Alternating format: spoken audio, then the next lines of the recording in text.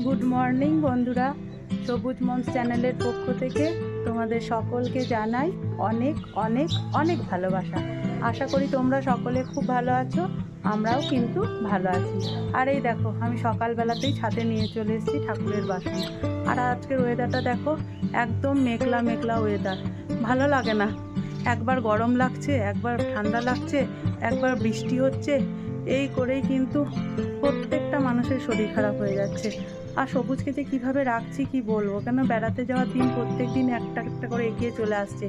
এই সময় যদি সবুজের শরীর খারাপ হয়ে যায়, ব্যাস সব গেল। তাই ছাদে নিয়ে আসতেও ভয় লাগছে, অথচ ছাদে না এলেও থাকবেও না। ঠাকুরের বাসনটা ধুয়ে নিই, আজকে আবার ষট্টিলা একাদশী, মানে আজকে আমাদের একাদশী আছে। সবুজেরও রান্না করতে হবে, আমাদের আবার একটা আলাদা সবজি তৈরি করব। এই দেখো, আমার ঠাকুরের বাসন কিন্তু ধোয়া হয়ে গেল।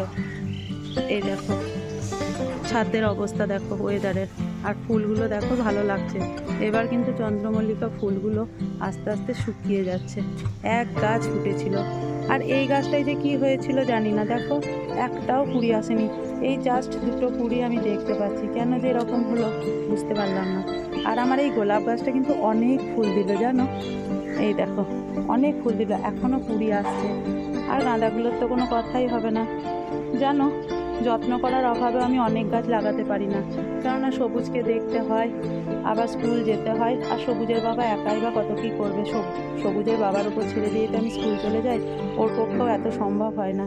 তাই টুকটাক গাছ লাগাই। তো এবার চলো নিচে গিয়ে সবুজকে তোমাদের দেখাই। আর একটু আমাদের সবুজ সোনা কিন্তু ঘুম ভেঙে গেছে, জেগে জেগে শুয়ে আছে, ও উঠতে চাইছে না। দেখছো সোনাটা আমার শুয়ে আছে, সোনাটা আমার শুয়ে আছে, তাই না বাবা? ও বাবা, একটু বন্ধুদের গুড মর্নিং বলবে না তুমি? একটু গুড মর্নিং বলে দাও সকলকে, বলো গুড মর্নিং, গুড মর্নিং বলো, একটা হাম্পি দাও। আর বলো জয় রাধা বল্লভ, জয় লোবামা, জয় গণেশ দাদা। দেখছো একদম চুপ করে শুয়ে আছে, যেন ভাজা মাছটা উল্টে খেতে জানে না।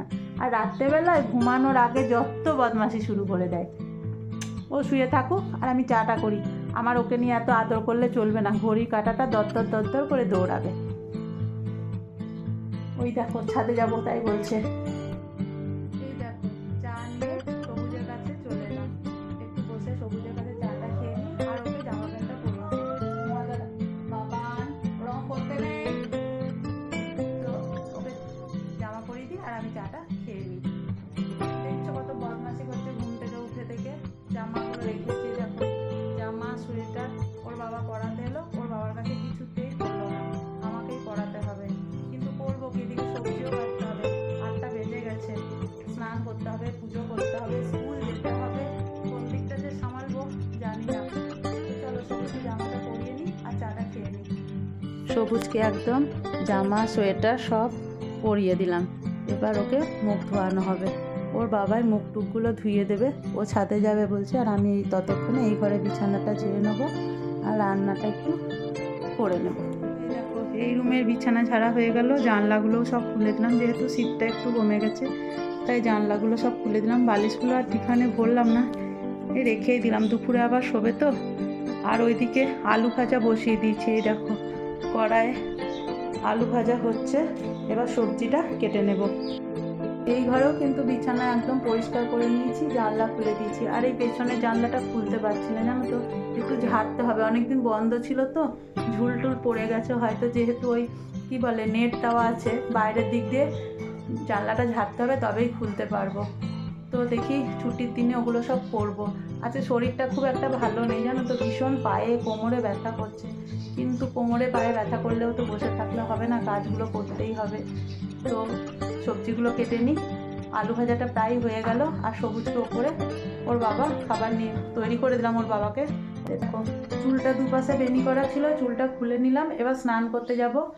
একাদশীর জন্য যে রান্নার ব্যাপারটা ছিল সেটা করে নিলাম, সবুজের জন্য আলু সেদ্ধ, পোস্ত বাটা, পাঁপড় ভাজা, এগুলো সমস্ত করে দিলাম, রান্নাও আমার হয়ে গেছে। এবার স্নান করতে যাব।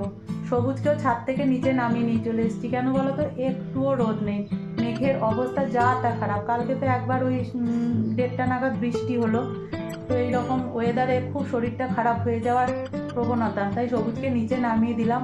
আর আমারও আজকে শরীরটা খুব একটা ভালো নেই, মানে বললামই যে তোমাদের যে খুব প্রচণ্ড পরিমাণে কোমরে আর পায়ে ব্যথা করছে, আর ভালো লাগছে না জানো তো। আস্তে আস্তে না ভগবানের উপর থেকে বিশ্বাসটা চলে যাচ্ছে, মনে হচ্ছে এত করছি এত ডাকছি, ভগবান কি আমাদের ভালো করবে না? জানি না কি করবে শেষ পর্যন্ত। সবুজ কি ভালো হবে না? ভালো দিন কি দেখতে পাবো না? জানি না। স্নানটা করে আসি, তারপরে একদম রেডি হয়ে তোমাদের সামনে আসছি। তো দেখো আমার স্নান হয়ে গেল, পুজো হয়ে গেল, সমস্ত কাজই হয়ে গেল। এবার শুধু ড্রেসটা চেঞ্জ করে নেবো, তারপরে স্কুলের উদ্দেশ্যে রওনা দেবো। পুজোটা যে এই সময় কি করে করি তোমাদের কি বলবো, ঠাকুরও বলবে থাক থাক তুই এত তাড়াহুড়ো করিস না, যেমন পারছিস সেরকম কর, সন্ধেবেলায় আমাকে ভালো করে করিস। মানে ঠাকুরও বুঝে গেছে যে আমার এই টাইমটাতে কি পরিমাণ ব্যস্ততা থাকে। তো এই যে ক্রিমটা লেখা দিচ্ছি, ব্যাস তারপরে রেডি হয়ে বেরিয়ে যাবো। হয়ে গেছে আজকে আমার সব কাজ মোটামুটি টাইমের মধ্যেই। একাদশী তো পুজো করতে একটু সময় লাগে। তো চলো শাড়িটা পরে এখনই চলে আসছি। বন্ধুরা আমি কিন্তু স্কুল যাওয়ার জন্য একদম পুরোপুরি রেডি হয়ে গেছি। এবার জাস্ট বেরিয়ে যাব ব্যাগটা নিয়ে, আর গায়ে শুধু একটু সোয়েটারটা চাপিয়ে নেবো। তো স্কুল থেকে ফিরে আসি, এসে তোমাদের সাথে অনেক গল্প করবো। তো এখনকার মতো এইটুকুই, বিকেলে আমি খুব তাড়াতাড়ি চলে আসি। দেখো বন্ধুরা আমি কিন্তু স্কুল থেকে বাড়ি চলে এলাম, আর এই দেখো তোমাদের সবুজ সোনা কিন্তু এখন শুয়ে আছে।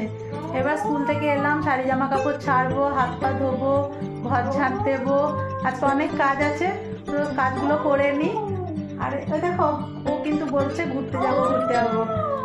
তো সেই আগে তোমাদের সঙ্গে দেখা করলাম, তোমাদের সাথে একটু কথা বললাম, যে আমি ফিরলাম সেটা তোমাদের জানালাম।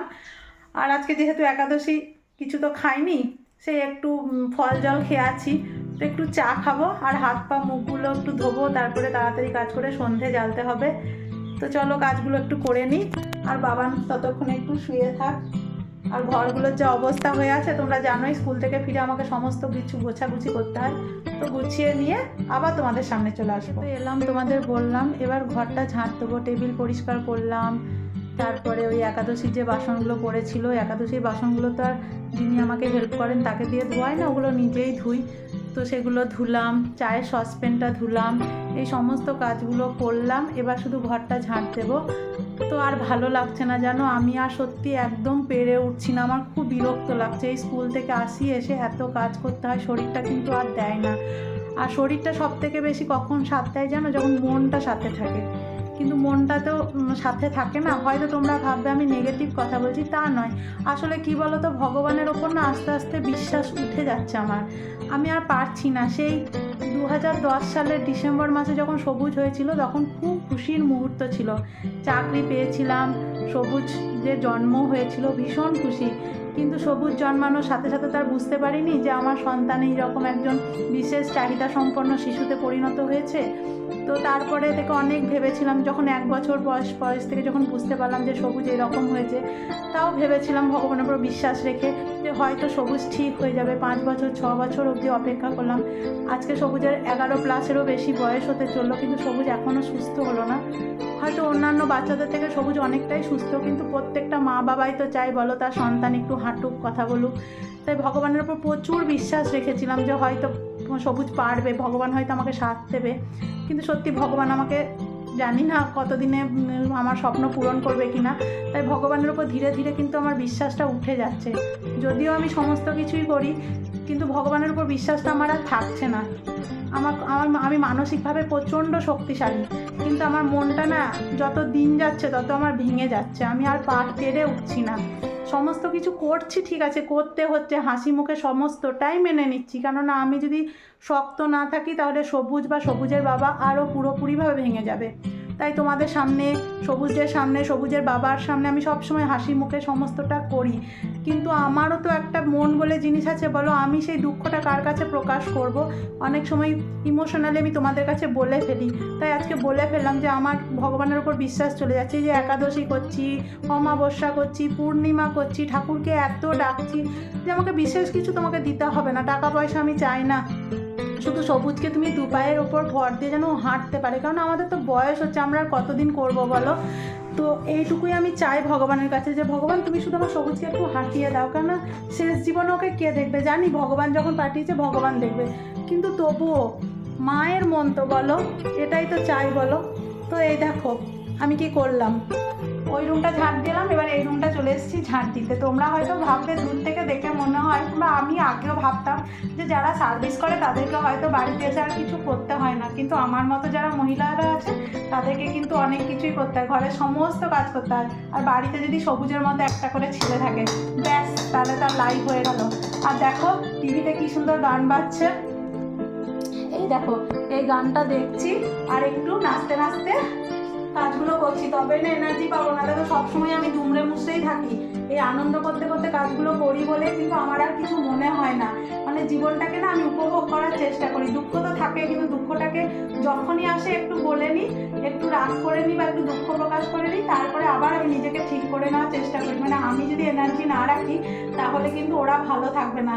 তো চলো এই গান শুনতে শুনতে একটু নাচ করতে করতে আমি কাজগুলো করে নিই। এই দেখো আমি ঠাকুরের কাছে চলে এসেছি সন্ধে জ্বালতে। তো সন্ধেটা জেলে নিই, ভগবানের কাছে শুধু একটাই প্রার্থনা করব, জীবনে যা দুঃখ কষ্ট দিয়েছো সবই মাথা পেতে নিয়েছি, কিছু তো করার নেই, সুখের দিন তুমি দেবে কিনা আমি জানি না ভগবান, শুধু এইটুকু করো সবুজকে যেন একটু ভালো রেখো, ব্যাস আমি আর কিছু চাই না জানো ভগবানের কাছে। ঠাকুর তুমি শুধু সবুজকে ভালো রাখো আর সকলের মঙ্গল করো, আর কাউকে যেন একটা করে সুস্থ সন্তান দিও, সবাইকে, কাউকে এরকম দিও না, আর যদি দিয়ে থাকো তাহলে তাদেরকে ভালো করে দাও ঠাকুর। তুমি তো চাইলে সব কিছুই করতে পারো, তাই না বলো? ভগবান পারে না এমন কি আছে? ভগবান সমস্ত কিছু পারে।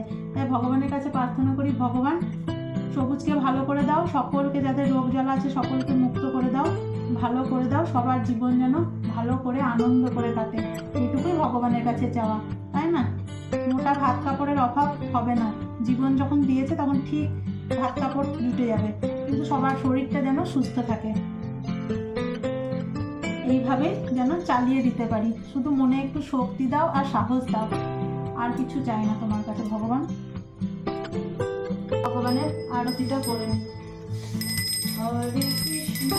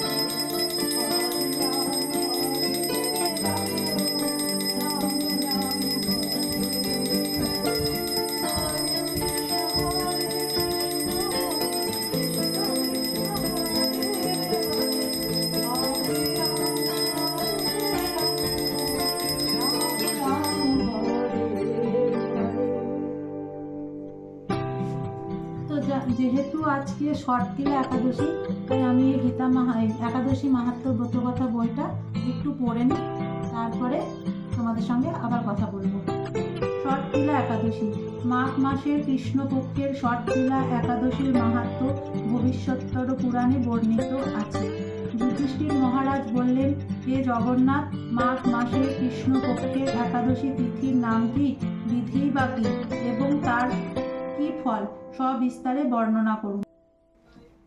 সন্ধে জেলে একদম আমি সবুজের কাছে চলে এলাম, এবার সবুজকে আমি একটু খাইয়ে নেব, আর আমিও একটু চা করে খাবো।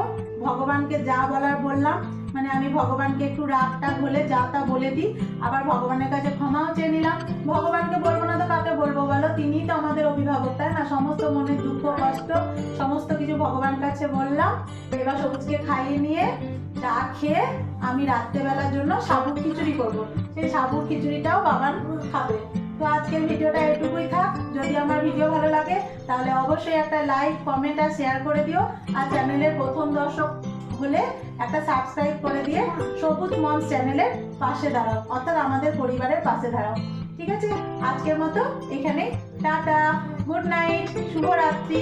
সকলে আনন্দ করে বাঁচতে থাকো আর হাসতে থাকো আমাদের মতো। আসছি।